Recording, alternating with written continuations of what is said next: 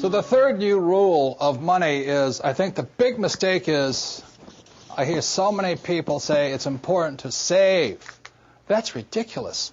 And the reason that's ridiculous is because what happened in 1971 is crucial. In 1971, the U.S. dollar stopped being money. In 1971, the U.S. dollar became a currency. And what that meant is Richard Nixon, in 1971, the president, took us off the gold standard.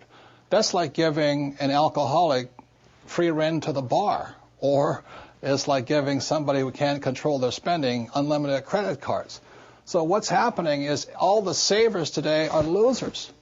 You know, the problem with 1971 is that the federal government keeps printing money, so the value of your money keeps going down. So these people, I'm saving, and if you notice, as the value of the dollar goes down, prices go up. So they call this inflation. You know, you look at in 1997, oil was about, I think, $10 a barrel. 10 years later, it's about 135 a barrel. So they say it's inflation, but really what it is the dollar's value coming down. So savers are getting wiped out today. So just keep saying to yourself and to your kids to save money, that is not the new rule. That's an old rule.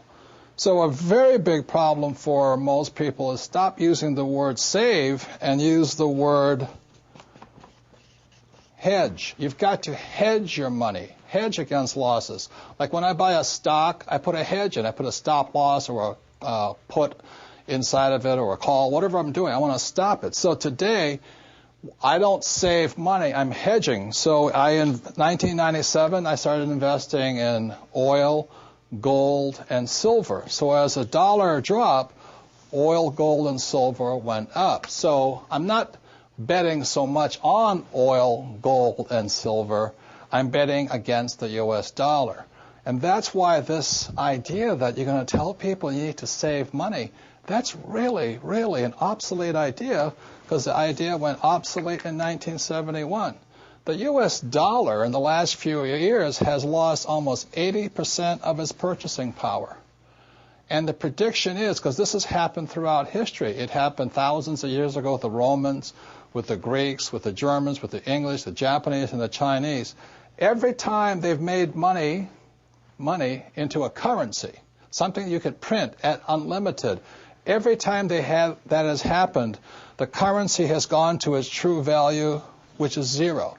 So I am afraid as this economic volatility continues, the savers who were operating by the old rules of money are just going to get wiped out because the purchasing power of their dollar is going to go down.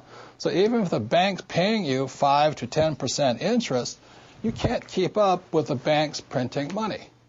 So that's the old rule of money, is saving money, and the new rule is hedge. You've got to be able to see what's coming up as something else is coming down. The last thing I want to point out to you on this idea of saving money is this.